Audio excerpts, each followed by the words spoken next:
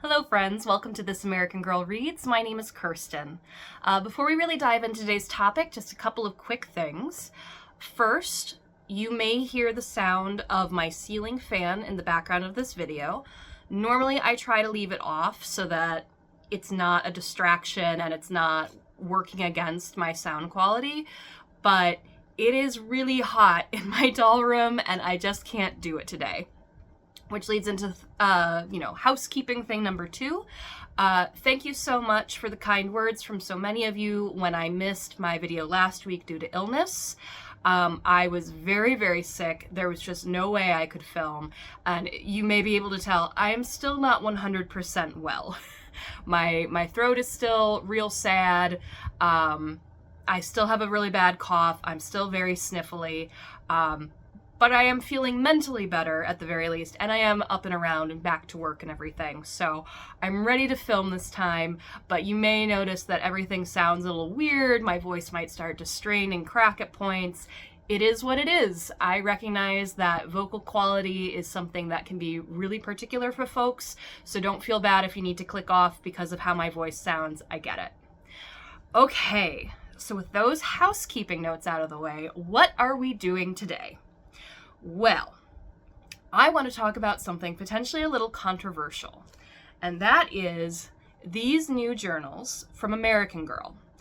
Many of you are already aware and know that American Girl has begun to, instead of putting in a meat book or the first book for a doll, instead of including that in the box with the doll, they have begun to replace those books with journals instead.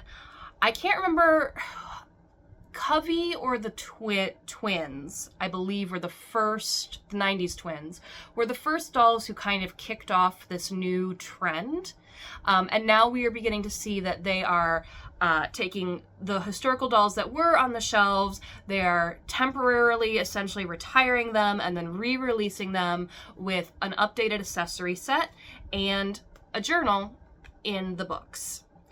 And when this started happening, especially when they started doing this with the historicals, I saw a lot of outrage. I was seeing on Instagram and on YouTube lots of people talking about how horrible this was, how this was just a sign of Mattel, trying to pinch us for more money, that this was a sign that Mattel doesn't value literacy, that this was Mattel further devaluing the historical line in particular. But what I wasn't seeing a lot of was people actually reading the journals and having an informed opinion. I definitely had a gut reaction too of, oh no, the books. But I hadn't read a journal yet, so I kind of kept my mouth shut because I hadn't read them. But because I wasn't seeing anyone really reading them or really, trying to engage with them, I decided, my channel name is This American Girl Reads. Might as well read a journal.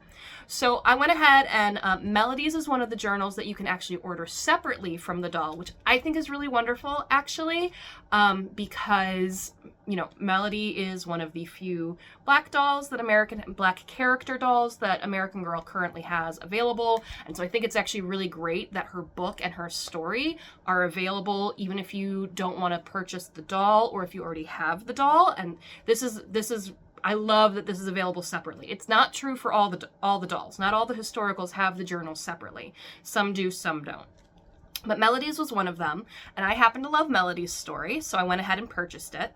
And then I went back and I read the original Be Forever book that came out when Melody was first released into the Be Forever line. And then I read this version of the book, which is the abridged version, which was put into the character boxes, into the doll box, when the Be Forever line was gotten rid of and switched back to the historical line. So this is actually the book that came with my Melody doll when I got her. So I went through and I read all 3. And I took some notes and I have some thoughts, and I thought today I would talk to you about, is this the worst thing that American Girl has ever done? Is this a sign that Mattel is pinching us for every dollar that we're worth and that they're devaluing literacy? Or is this something else entirely? So let's go ahead and dive in. So let's go ahead and begin with the OG. This is the original book that came out with Melody when she debuted in 2016, I believe. I believe 2016 was the year that she came out. And the copyright is 2016, so I'm gonna presume that my year is right. By the way, the fact that 2016 was 9 years ago is, like, my brain still in some ways is stuck in 2016. I think certain presidencies and the COVID pandemic for that. So 2016 was almost 10 years ago. At any rate, let's take a look at this book. So the first thing that I want you to notice is this is a chunky monkey. Okay? This is a nice big plump book.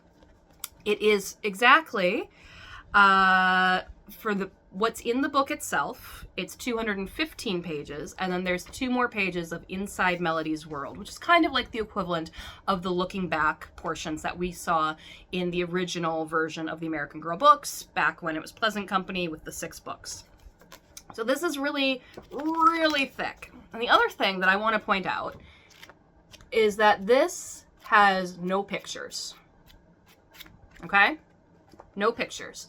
So this is a nice big book with no pictures, and it has a really, really good story inside. If you haven't read Melody's story, I highly recommend it.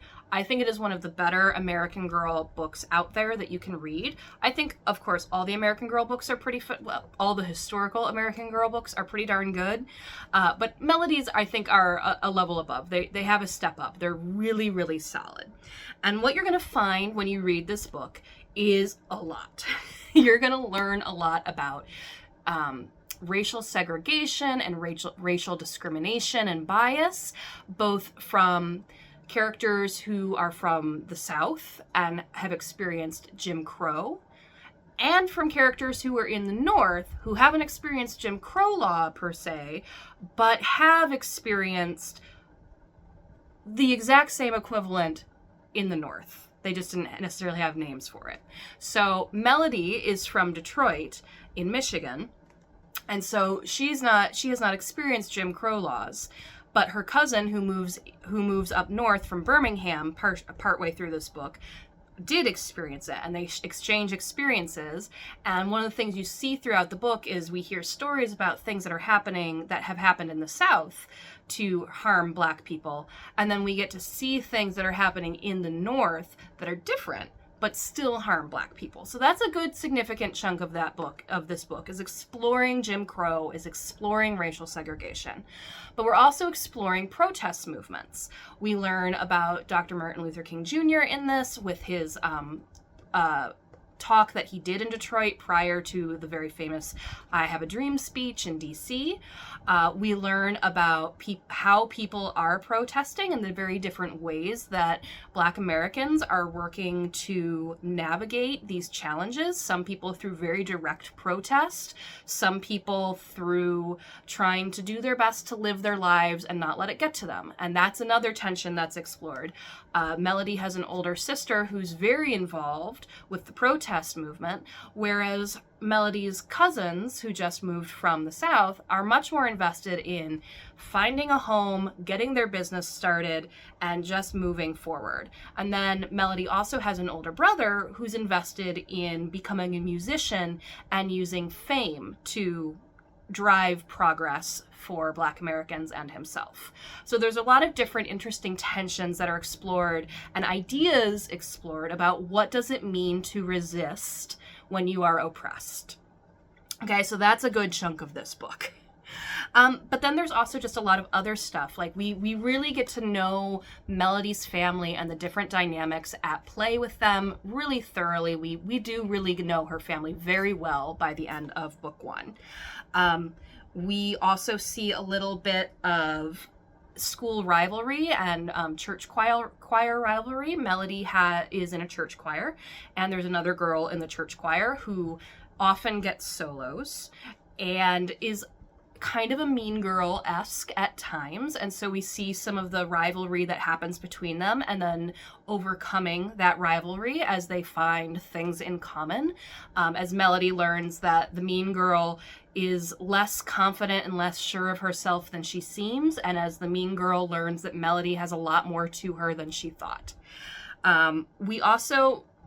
The thing that most people talk about, I think, when they think about Melody's story and her first book, is that this book addresses the Birmingham church bombing that happened that killed 4 Black girls. That is a very important part of this story. I don't want to say that it's not, okay? It is a very important part of the story because Melody's reaction in the story is that she actually develops selective mutism as an anxiety and a trauma response to what happens. And then she goes through a period where she literally can't sing and she can't even speak because of the trauma of what has happened to this church. And to these 4 little girls that are very much like her. And it's a very, very powerful part of the story. And ultimately, Melody comes out the other side from the trauma and anxiety, finds her voice again, and is able to perform at the end of the book. I also want to point out that while it is an incredibly important part of this story, it's 214 pages, 215 pages, and the part that starts the church bombings storyline and the selective mutism starts on page 173. So the part that we remember a lot from Melody's story as a community, like most people when they talk about Melody's story, yes, they're talking about, well, it's her story is the civil rights movement, like broadly speaking, but if you ask most people like one of the main plot points, they're going to talk about the church bombing. And it is 18% of this book. Okay, so I just want to point that out, that really meaningful exploration of trauma on an individual and her community is not a huge part of this book. It's the last part of this book. Okay. And then all of these different threads that are being examined, we also learn about, her grandfather's flower business, and he used to be a farmer in the South, and like how that, what drove him to leave. And now he has a flower business, and Melody loves working in the flower business. She loves to garden. She loves flower arranging. There's all of these things, and they're all really threaded together in this really interesting, really wonderful way throughout this book. So that is kind of a general, very broad overview of what we get in the original Melody Be Forever book before any changes were ever made to it. Okay, so that's that. So then now we have the abridged version. So this was the version of the book that started coming out when the Be Forever line was gotten rid of, and they returned to being the historical characters again in terms of their branding. And so the Be Forever girls, their books were mostly abridged at that point, and this is the book that came with my doll. So what are the differences? I'm not going to obviously go through step by step and walk through every single little difference, but we're going to kind of do exactly the same thing. We're going to do an overview of the physical nature of the book, and then maybe some of the things that did kind of get chopped down. So first of all, here's the book. Still kind of thick, but thinner than the last one. This one is, in terms of the actual book, 126 pages with the last little portion here being devoted to the looking back section, which takes it to 132 pages. Okay, so shorter by about 100 pages. But the looking back section, I think notably, is longer in terms of page count. But that's in part because one of the big differences in the abridged book is that it added pictures back into the story. Not a ton, but it has like these little vignettes, and it had here's another little vignette. Half-page illustrations are part of these books, and then there are also full-page illustrations. So one of the things that we got back with the abridged version of this book was pictures, and I personally love this. I will go more into this when we switch to kind of examining all three and what they mean. But I think that the pictures are really, really important in an American Girl story, which I'll go into later why, but I'm really glad they added pictures back into the abridged version. But an abridged version means that they took words out. And so what did they actually take out? For the most part, what they took out was essentially filler. Like, they took out extra sentences with descriptions of what exactly Melody is doing at any point in time. They took out some filler where Melody ruminates a great deal on the same thing. They took out some description. So the core story stays the same for the most part. There's one or two exceptions of scenes they removed entirely. But some of the details change. And those details usually give us more insight into the characters. So it does, I mean, I'm not going to say like, yay, it's good that they're gone, but it does impact that. But the core story does still remain. The core reactions and interactions and plot lines and important points remain the same between the two books. The two scenes that I really noticed that got removed from this book was in the beginning of the original book, there was a scene in school gym class where Melody and her best friend Sharon were playing like dodgeball or kickball or some sort of ball game. And Melody's rival, Diane, ended up being on her team, and they got into a little bit of a difference of opinion about how to lead the team. And then there was another scene later in the original book, where Melody, as she's in the process of dealing with her trauma and her family is helping her navigate through her trauma, where they go to her cousin Tish's salon, and she and her friends, including Diane at that point, and end up having a salon day together to help them feel good about who they are. So those scenes are removed from this book. I like both of the scenes for what they tell us about the characters and what they tell us about the community. They are not essential to the story. So I would say, when I think about this book, I think it is abridged well. There are some abridgments when you read it, you're like, how could they take this away? This doesn't even make any sense. I think tellingly, and I don't think this is necessarily a bad abridgment, but it certainly led to confusion. So my mom owns Mary Ellen, and when I got her Mary Ellen, she came with the abridged version of Mary Ellen's first book. And so she read it and she enjoyed it, but she was always really confused when she looked at Mary Ellen's collection because Mary Ellen has like a snow outfit. And my mom was like, why does she have anything to do? She's a Florida girl. Why is there anything about snow? There's nothing about snow in her stories at all. Well, then I read Mary Ellen's unabridged version, and there was an entire couple of chapters that never made it to the abridgment about Mary Ellen going to visit her grandparents where they lived, it was snowing. So that's an example of where an abridgment can create confusion. And I don't think overall that this abridgment creates confusion in the story. I think it takes out some things that I personally really like and cherish, but the story doesn't change. They kept the important stuff. They kept the educational information for children about racial segregation and discrimination.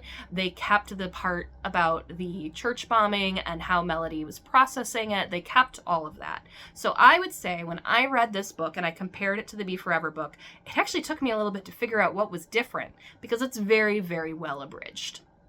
All right, now we're on to the thing that is causing uproar, the journal. So again, we're going to explore a little bit of the physicality of the book first, and then we're going to kind of look at some of the differences, okay? So first of all, much thinner. This is a much thinner book. I'm not going to argue that. This book is 90 pages with then up to page 94 with the looking back kind of section. And then a page for the author and the illustrators of the book. This page is done more in a graphic novel kind of style. It is not a graphic novel. I want to be clear about that. It is not a graphic novel. But this has pictures on every single page. There will either be full page illustrations or little vignettes of the different characters, little things like this. There are pictures on every single page. That is, when you are just flipping through the book, that is one of the first things you will probably notice as a difference, is there's a lot of pictures. Okay? When you read this book, it is written in first person because it is written as though Melody is keeping a diary. And there's a framing section at the very beginning that is not present in the other books because it says, Yvonne gave me this diary for Christmas, and so I'm going to keep a diary. I don't know what kind of, 8 through 10-year-old you were, but I know that when I started keeping a diary as a kid, yes, that is exactly what my very first entry looked like. Was I got this for my birthday, and so I'm going to keep a journal, a diary, or whatever I called it. I think I even gave it a name because I think I was 7 when I got it. Oh, I was 6. I was 6 when I got it. And like the next entry is about me going to see Balto in theaters. So like this may seem like a really weird framing thing, but this is actually like classic kid, in my opinion. This is like a classic kid thing to do. Okay, so it's all in first person. And as such, because it is in first person, there is even less description about like what Melody is doing in any particular moment. It's more a reflection of her thoughts and feelings in the moment, as well as obviously conversation bits and what's going on. Some things that are definitely streamlined further is this is really the big beats of the book. So you can break a book into like what its big beats are, what are the moments, the memorable things, the plot anchors, and this is really all about the plot anchors. So we keep the moment where Melody goes to the bank and withdraws her money because the bank is racist. We keep the moment where she goes to a store with her brother and they are racially profiled and shadowed by the store owners until they kick them out. We keep the church bombing. We keep all the important things that happen in the story we keep the protests. We keep all of that. Some things we lose in the process are her love of gardening and flowers is not nearly as present throughout the story. It comes up a few times, but it isn't explored in detail the way that it is in the first book for sure, but also remained in the abridged version. Okay, so that's something. Sentences in general are much shorter. They are kept much shorter so that they're easier and quicker to read. I know about the danger. I saw it on the news last week. School kids in Birmingham were singing and carrying signs and not hurting anyone when the police sprayed them with the giant hoses. The blasts of water were so strong the children were knocked to the ground. So like the sentences are shorter than the ones you're going to find in the other books. They're much more succinct. Let's see. I will say, so when it comes to the church bombing in this book has much more of the story overall, because again, this is only hitting the beats, the big moments. Much more of the story overall is devoted to the church bombing. And I thought this was one of the more impactful ways to read it. Because when you were reading it, you were literally in Melody's head with her as she is explaining how she's feeling. And it just, to me, who is speed reading all of these, it felt really visceral in this one. Whereas in the other two, because it was in third person, it was easier to take a step back emotionally and protect myself emotionally from those moments. And in this, it was actually much harder because it's in first person and you're sitting in Melody's head with her. So that is kind of some of the big points. And then we have the looking back section, which again has photos to connect in. Something that is mildly different about this. So in the first book's version, looking back version, it's just 2 pages of text. And it's mostly about Detroit and Jim Crow laws and segregation and how that impacted in the North differently than in the South. And things like that. And then in the abridged version, they added a section about the church bombing. I think maybe that there was some concern potentially that people didn't realize that this wasn't just something that was written in as a piece of fiction. They wanted to make sure that kids understood that no, this really happened. This is a real piece of history. And then back in the journal version, that is once again removed. But I think it's because the framing device of the looking back section is that it's like a report that Melody is writing on her hometown of Detroit. So everything that's in the looking back section, which still includes information about racial segregation and discrimination and the civil rights movement and Dr. King, all of that is still in here, but it's very much more anchored in the Detroit of it all rather than in the full nation. And then the very last thing that I want to point out is on the very last page where it lists out like the advisory board and their credentials, it does say, if you liked reading my journal, go check out these 2 books for more of my story. So that is the journal. What does it all mean? I think that it's going to mean whatever you want it to mean, ultimately. If you are really anti the concept of the journal, I think you're not going to find a lot of redeeming qualities here overall. I think, however, in my opinion, I think the journal's a good thing. I think it's a really good thing. I think it's a smart move from American Girl. And there's a couple of reasons about why, and I want to talk a little bit about that. So first of all, here's the original book for Addie, like the old parchment version, the meat book, things like that. I want to show you. We're going to skip past the really trauma, like all of its trauma. Let's not lie. But I want to skip past, the plantation sections. But if you look at Addie's book, she has a half-page illustration. She has an illustration there, an illustration there, an illustration there. Like, there are illustrations on every page. Yeah. Almost every page. I just found one page that doesn't have an illustration on it, okay? I think the return to illustration in a text that is meant for younger readings is smart.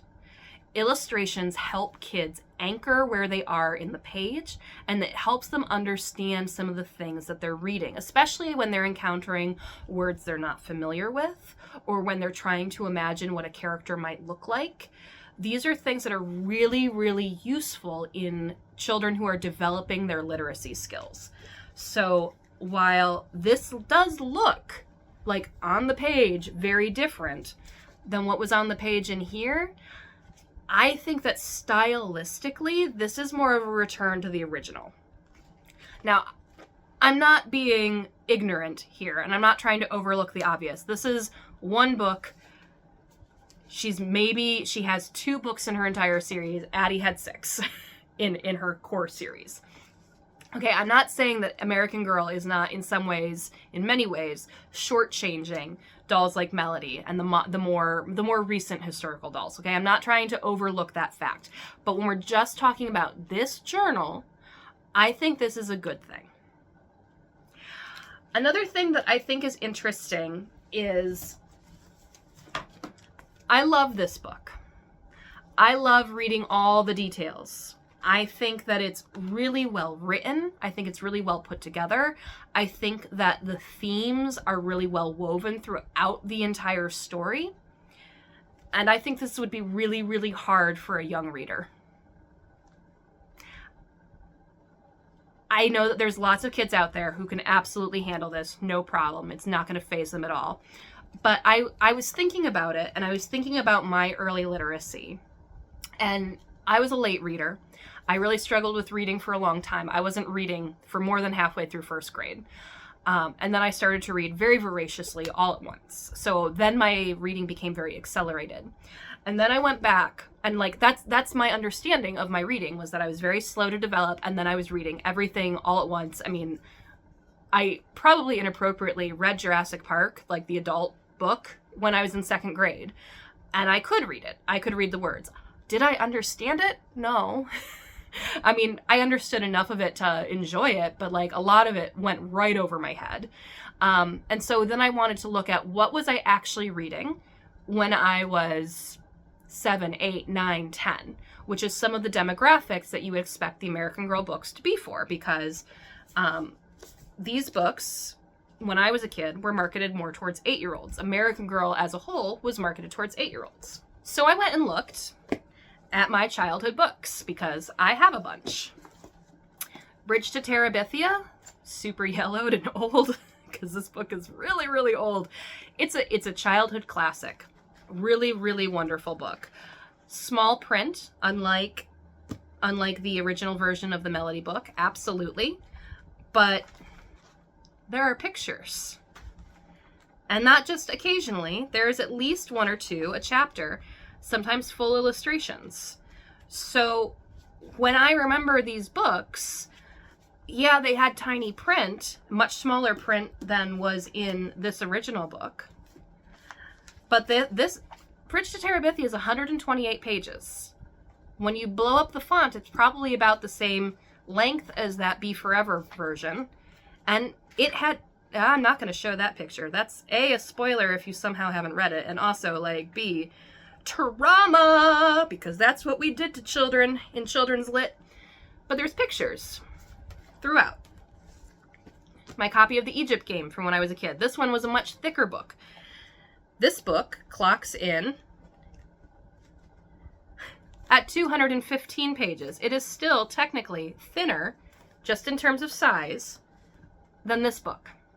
Again, the font is much, much larger in this than it is in the Egypt Game. This is much tinier font. But this is a thinner book. And the other thing is, again, not all the time, but it had pictures. These books had pictures. These books with the really tiny font that seemed, I mean, this was like my jam back in the day, but this was definitely something I was reading when I was like 4th, 5th, 6th grade, and it still had pictures. And then the book series that I read probably more ultimately than the American Girl books was the Animorphs books. This was a book series that came out when I was a kid that I was obsessed with. I'm still obsessed with. Still love this book. My copy is obviously like falling apart. I own the entire series. This one doesn't have any photos. And the font is super big. And this first book, which is one of the longest in the entire series, is 184 pages. And also, it had a gimmick with a little flip in the corner. So when I look at this book, as much as I love it as an adult, and I do think it's really wonderful, and I absolutely would in a heartbeat put this in the hands of a child, I would not be putting this in the hands of my 7, 8, 9-year-old child of a friend. This could be a little intimidating. It's a chunky book with no pictures. This could be something that scares kids. And I think that's why they ended up switching, when they did the revamp, over to the abridged version. And they added the pictures back in because this is a little less intimidating. But ultimately, what I think I have seen and why I think that this journal came about is a mix of things. It's a mix. I think that the demographic that American Girl tends to attract these days is not 8, 9, 10-year-olds. Although, again, 8, 9, 10-year-olds absolutely do get these dolls. I'm not saying that there's no child out there.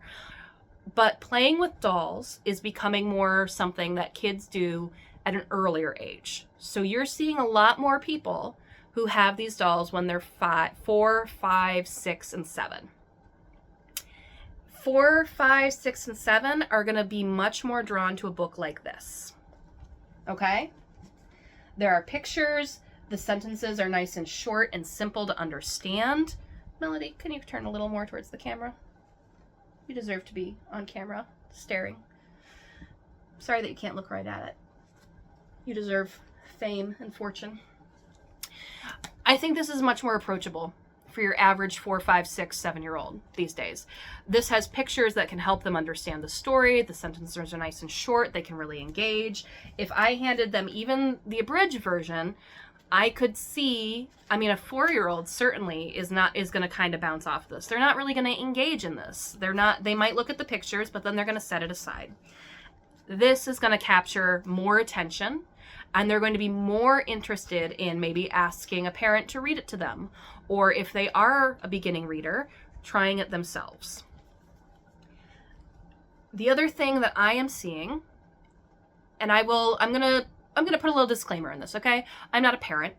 I don't have children, but I am an educator. I taught preschool. I worked as a daycare teacher for kindergartners through 6th graders, and now I work at a university. I spent 7 years working at the university library, and now I work in student engagement, and I'm an embedded instructor in first-year classes where I work with students to help them learn college skills. And I am seeing students who really don't know how to read. And I don't mean, like, they know how to read. They know how to look at a sentence and say the words and understand that there are words on a page that they could read out loud. But I am seeing students who do not know what the words really mean and can't engage in it on a deeper level. And that's not their fault. It's no one's fault. It's our education system's fault. I mean, it is someone's fault. Our education system has been failing kids for a long time, and it's gotten a lot worse in recent years. COVID put many, many students very far behind. So we're still seeing the impacts of that on education. And so when I think about kids, and I think about handing this to a 4, 5, 6, 7-year-old, I'm still wrong. Because when I look on the back of this, there's a sentence down here in the buyer information that says that this is for 3rd through 4th grade reading level. And I don't know how to feel about that. And I'm not working in elementary schools, so I can't say a ton about that. But this is definitely,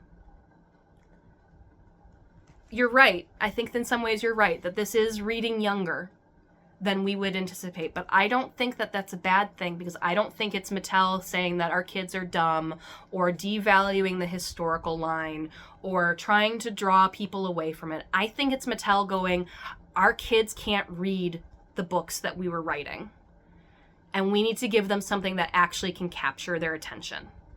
So yes, is it probably a little bit of a money grab because they still say, like, hey, go check out the other books, these abridged books that you can still get for more story? Sure, yeah, probably it's partially a money grab. They're a corporation, like, duh.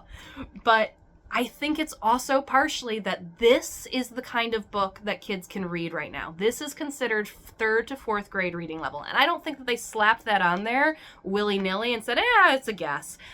American Girl has always had some connection to education.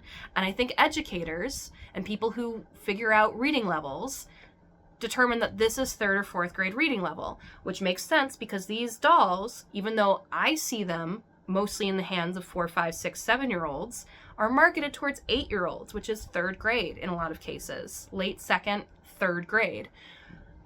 So 3rd or 4th grade reading level makes sense. Here's the good news. If you are someone who really doesn't like these journals, this book is still available for you to buy. Like, if you want to know Melody's story, if you want to be able to share Melody's story with people, you can absolutely grab this, buy it, give it to someone. And for the Chunky Monkey Beast, you can absolutely find this in secondhand stores or in libraries still. So these books they're not gone. Melody's story is not gone. It is still available. But the other thing I think AG is doing with this, and I've seen this, is too many people open their doll and they toss the book aside. They just chuck it. Like it's, like it doesn't matter, or that it's just filler in the package. And there's no moral value here. You're not a bad person if you're like, I'm not going to read this, and you throw it aside. But American Girl doesn't want to pay this much money for package filler. So they're going to give you a journal. in the hopes that for the kids who might be interested, it's going to capture them and it's going to help them get engaged with the story and learn the history, and that it's going to maybe make them want to go find this story so they can learn more, and more importantly, find her second book so that they can learn more. Because I actually prefer her second book in a lot of ways. I love the story of her working to resuscitate her community park. I think that's just so great. But too many people are just tossing these books aside. You go to a used bookstore and you go to look for the American Girl books, and you're going to find 1,000 meat books and very little of the second books in the series or the other books in the series, because people are getting rid of the meat books because they don't read them when they come with the dolls. So I think that is also probably a mix of money grab on Mattel's part, because they don't want to pay for expensive packaging that no one's engaging in. With the combination of, I genuinely believe that this is a smart choice from AG in terms of helping develop children's literacy. If you care about these sorts of books, you should go buy them. You should go find them, you should read them, and you should help American Girl understand that you still want these kind of books, that these are still important, because they are going to gear their company decisions primarily towards children and towards the parents of children. So you are going to see things like this. I don't think this is a bad thing. I think anything that helps kids get engaged in reading and gets them interested in reading and learning is a good thing, because that's not a guarantee. That's just not a guarantee. But I do love and cherish these deeper, richer stories with a lot more detail and a lot more time and care spent. But I don't think that this is the evil that some people think it is. So I'm basically begging you that when you open a doll, when you get a new doll, because we all love getting new dolls, but when you open a doll and she comes with a book, maybe don't chuck it aside. Maybe don't just fling it. Maybe set it aside. I know we're busy. I know we have limited brain space these days in particular. And I say this with full-on brain fog right now. I have no idea if anything that I have filmed has been coherent. But set it aside to read. Because the more we are reading these books as adults, the more we can give these to children and engage with them together with kids, so that we are helping rear and grow a population of children who do care about reading and literacy and the stories and the history that these books tell. You know, sit down, volunteer at a library and read some of these books out loud to kids. Volunteer at a school and read these books. I do a lot of volunteer work with kids. These sort of things are important. Like, these are the things that you should be engaging with children to help them develop those skills to engage with it. Because this is a reaction to where our kids are today. And we can have big feels about that, but we should also be doing something about it. So if we want to see this beast again, we got to start here. Okay? So no, I don't think that this is the worst decision Mattel has ever made. I have a lot of thoughts on bad decisions Mattel has made. Don't get me wrong. I am not here to shill for AG, okay? Like, they make lots of bad decisions. I don't think this is one of them. I think this is a solid decision based on real children's literacy and trying to find ways to get children to care again about these characters. It may not feel like it because there's far fewer words and there's a lot more pictures, but that's one of the ways. That is a step in children's literacy, and it's so important. Also, this book brought back the salon scene, probably in part to sell the salon products. Not gonna lie, it is definitely there to sell, you know, the salon chair that's down there in her salon outfit. She's even illustrated in her salon outfit. Do I care? I mean, yeah, sure, on some level, you know, corporate greed, blah, blah, blah. But the salon scene is back, which is such a beautiful moment of community and care for Melody as she's working through her trauma. So on that level, I don't care because it's such a great moment, and I'm so glad it's back in this diary. That's it. That's my thoughts on the diary. I think that they're a potentially good thing. I remain devastated that the graphic novel series, the graphic novel mysteries, were ultimately canceled because IDW lost the license. I don't know what all that entails.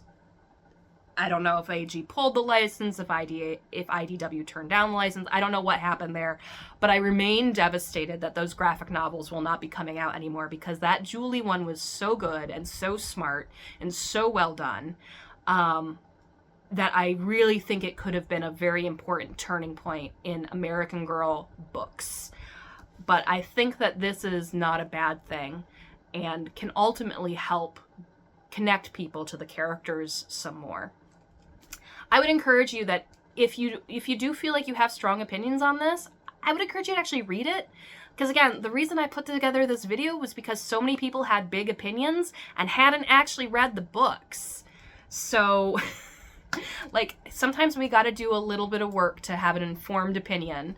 And so I really enjoyed my time with this diary. I enjoyed revisiting Melody's first books again.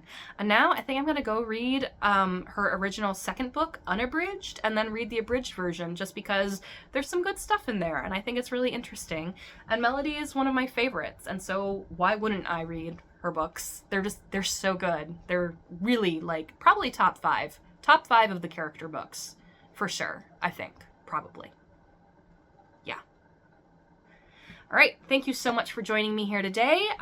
Please let me know what you think in the comments. Do you think that the diaries are evil? Do you think that the diaries are good? Do you want to lament how children these days are being taught to use tablets nonstop and not actually read? Because I don't know if that's true, but sometimes it feels like it, just anecdotally, but I haven't done any research on the statistics, so that is not an informed opinion. Please like, comment, and subscribe should you so desire, and I will see you in the next one on a much, much lighter topic. I promise. Bye.